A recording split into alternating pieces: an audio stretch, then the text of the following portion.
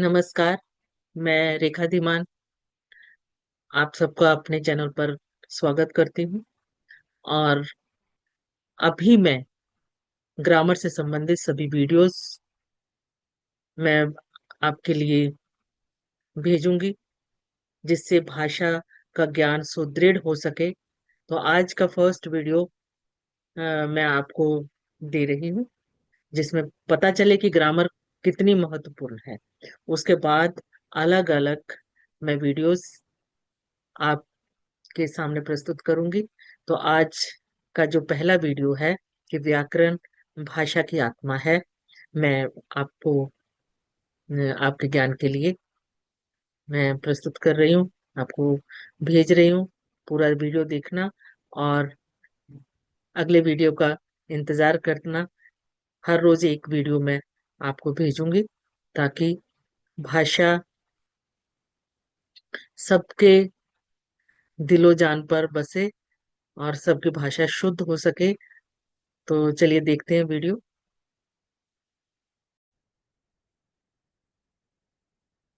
नमस्कार।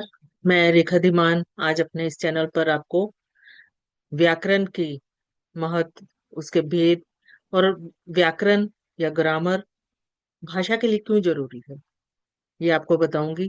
और इस चैनल पर अभी मैं आपको व्याकरण की सभी विधाओं से, जो सभी संज्ञा सर्वनाम, ये इनसे अलग अलग वीडियोस में अवगत करवाऊंगी, ताकि व्याकरण के द्वारा आप अपनी भाषा को शुद्ध कर सको। भाषा बिना व्याकरण के अधूरी है। व्याकरण को हम कह सकते हैं कि ये भाषा की आत्मा है। इसके बिना कभी भी हमारी भाषा, जो हम बोलना चाहते हैं, वो शुद्धता नहीं ला पाएगी, वो शुद्ध नहीं होगी। तो आइए जाने कि व्याकरण भाषा के लिए क्यों जरूरी है। व्याकरण की परिभाषा और उसका महत्व मैं आपको इस वीडियो के द्वारा मैं आपको समझाने का पूरी कोशिश करूंगी। अंत तक देखना और इसके महत्व को समझना और अपनी भाषा को शुद्ध करना, यही हमारा उद्देश्य होना चाहिए।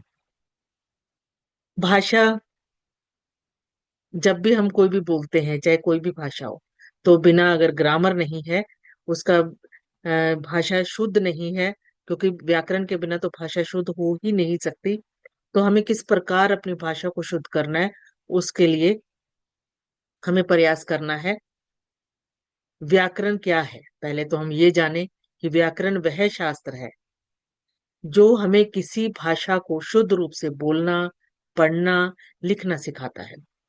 और उसके लिए व्याकरण के लिए, जो भाषा हमें शुद्ध करनी है, उसके लिए कुछ नियम होते हैं।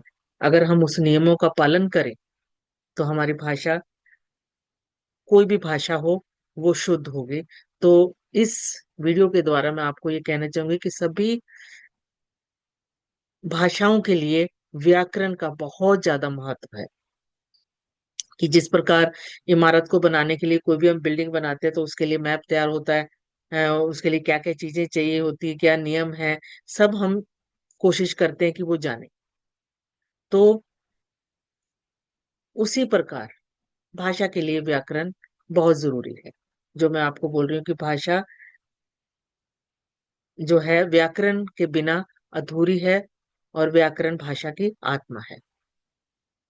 और व्याकरण का महत्व हम कुछ अ, बिंदुओं से हम समझेंगे कि इसके द्वारा क्या क्या हो सकता है। शुद्धता और स्पष्टता, व्याकरण भाषा को शुद्ध और स्पष्ट बनाता है। बिना व्याकरण के प्रयोग के कोई भी हम अ, जो भाषा है वो शुद्ध नहीं हो सकती। और व्याकरण के नियमों का पालन करने से हम वाक्यों को सही ढंग से बनाते हैं, कि वाक्य किस प्रकार बनाना है, वो कहाँ पे हमने संज्ञा यूज करनी है, कहाँ पे हमने वचन कैसे प्रयोग में लाने हैं, लिंग कैसे प्रयोग में लाने हैं, वाक्य कैसे कम पूरा होगा, वो हम व्याकरण के ज्ञान से ही जानते हैं। अगर व्याकरण सही ना हो तो हमारी बात सही ढंग से दूसरे तक नहीं पहुंच सकती। एक एग्जाम्पल मैंने यहाँ दिया भी है, उदाहरण आपको दे रही हूँ कि अगर चार हैं शब्द हैं, रोको मत जाने दो, मैंने सीधा बोल दिया, पर ये तो बोल दिया, पर लिखने के लिए बिना किसी अल्प विराम के या पूर्ण विराम के अगर इसको हम बोलेंगे तो देखो कैसे होगा कि रोको मत जाने दो। रोको के बाद एक अल्प विराम जिसको हम कोमा भी बोलते हैं। भाषा को शुद्ध करने के लिए जो भाषा हमें समझ में आती है वही प्रयोग में करनी चाहिए, पर हाँ लिखते हुए अगर देवनागरी लिख रहे हैं तो देवनागरी में ही लिखा होना चाहिए। अभी पहला उदाहरण दिया, रोको मत जाने दो, पर उसका अल्प विराम उठाकर उन्हीं शब्दों में हमने बोला रोको मत जाने दो। तो एक कॉमा एक अल्प विराम का स्थान बदल गया है तो अर्थ ही पूरा बदल गया। तो ये हमें कहाँ से ज्ञान मिलता है? व्याकरण के द्वारा। मानकीकरण, व्याकरण भाषा को एक मानक रूप प्रदान करता है, एक पक्का ये बताता है कि हाँ किस तरह भाषा होनी चाहिए। एक ही भाषा बोलने वाले जो अलग अलग लोग हैं वो एक तरीके से समझ सके और उसका प्रयोग भी कर सके। इससे जो क्षेत्रीय विभिन्नताएं होती हैं, अलग अलग स्टेट में हम रहते हैं, हमारे देश में तो बहुत सारी भाषाएं हैं, तो इससे भाषा के एक रूप बना रहता है। विचारों की अभिव्यक्ति, व्याकरण हमें अपने विचारों को, अपने भावनाओं को प्रभावी ढंग से व्यक्त करने में मदद करता है कि किस तरह से हमने अपने आप बोलना भी है या लिखना भी है। तो व्याकरण अगर हमारी अच्छी शुद्ध होगी तो उसका प्रभाव बहुत अच्छा पड़ेगा। सेंटेंस गलत नहीं होंगे, वाक्य गलत नहीं होंगे तो भाषा हमारी सही ही हो जाएगी। जब हमें भाषा के नियमों का ज्ञान होता है तो हम अपनी बात को अधिक अच्छे तरीके से प्रस्तुत कर सकते हैं, हम दूसरे को समझा सकते हैं। अगला है संप्रेषण में सहायक यानी कि कम्युनिकेशन में।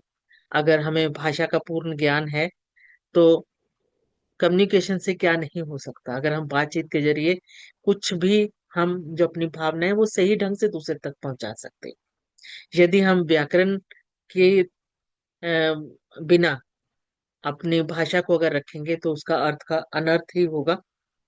यदि हम व्याकरण रूप से सही भाषा का प्रयोग नहीं करते हैं तो हमारे जो भी हम कहना चाहते हैं वो अस्पष्ट हो जाएगा, उसमें क्लियरिटी आ ही नहीं पाएगी, जिससे सुनने और पढ़ने वाले के हमारी बात समझ नहीं आएगी कि हम कहना क्या चाहते हैं। तो समझ गए होंगे कि व्याकरण कितनी जरूरी है भाषा के लिए।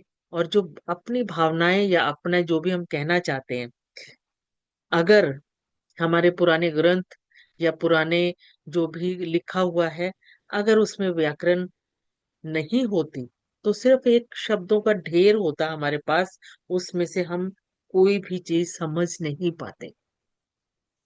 साहित्य और संस्कृति यही हमारी बचाती है। व्याकरण के माध्यम से ही किसी भाषा का साहित्य और उसकी संस्कृति सुरक्षित रह सकती है।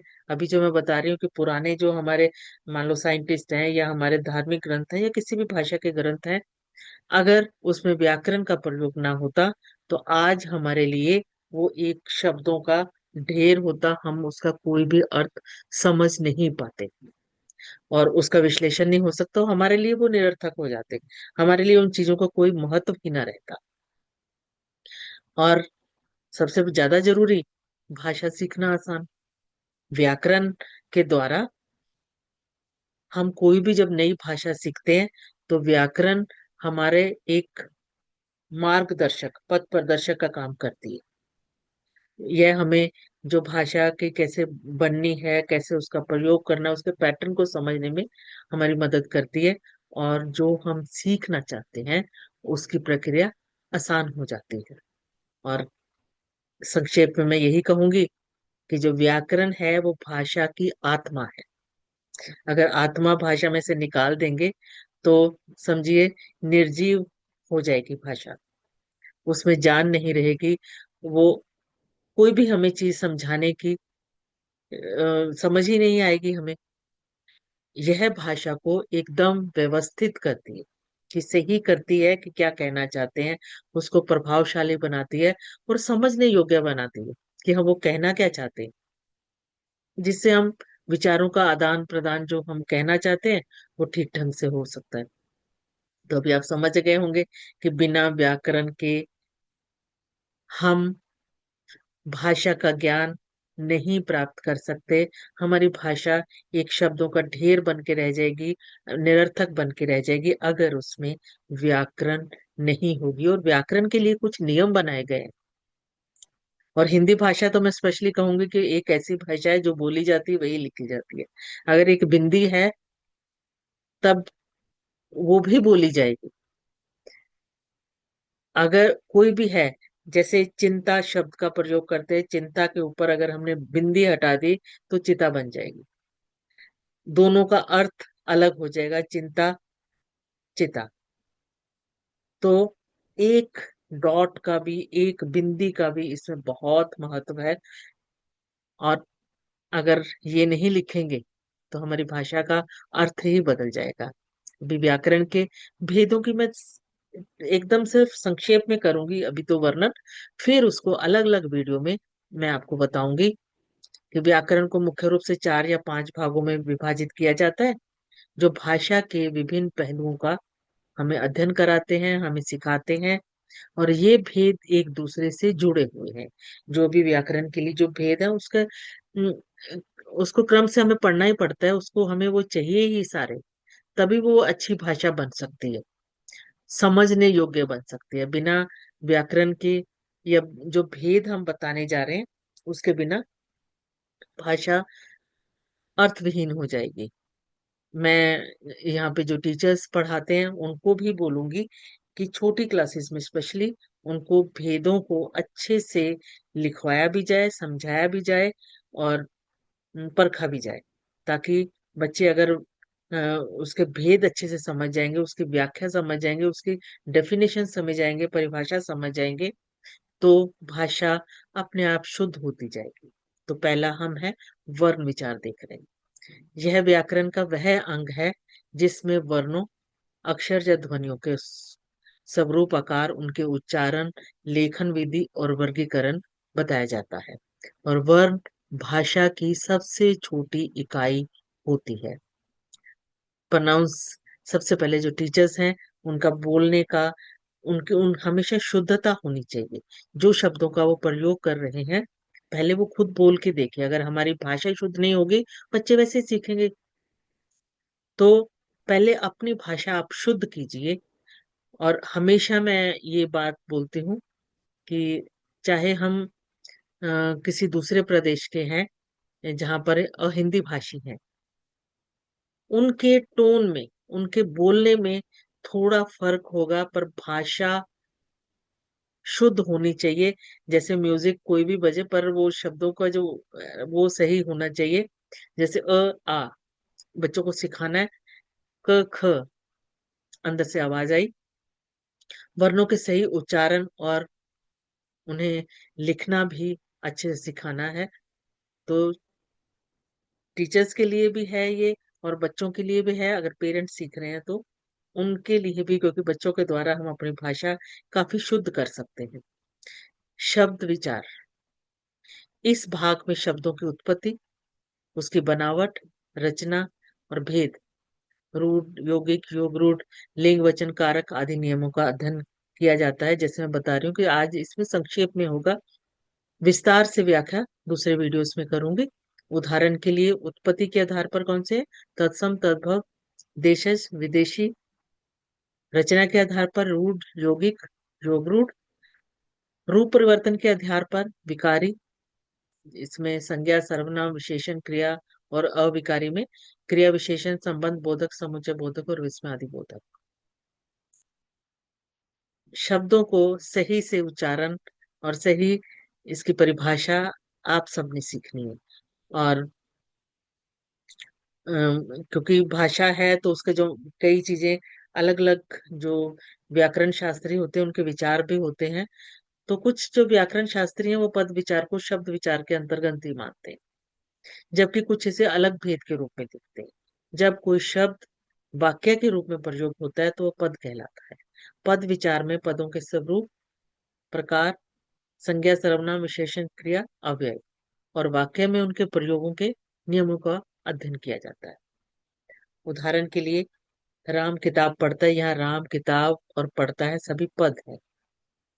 वाक्य विचार, यह व्याकरण का वह अंग है जिसमें वाक्य की संरचना, उसकी बनावट, उसके भेद, साधारण, संयुक्त, मिश्रित वाक्य तो आपने सुने होंगे सबने, वाक्य विन्यास, पद क्रम, विराम चिन्हों के प्रयोग और वाक्य शुद्धि के नियमों पर विचार किए जाते हैं।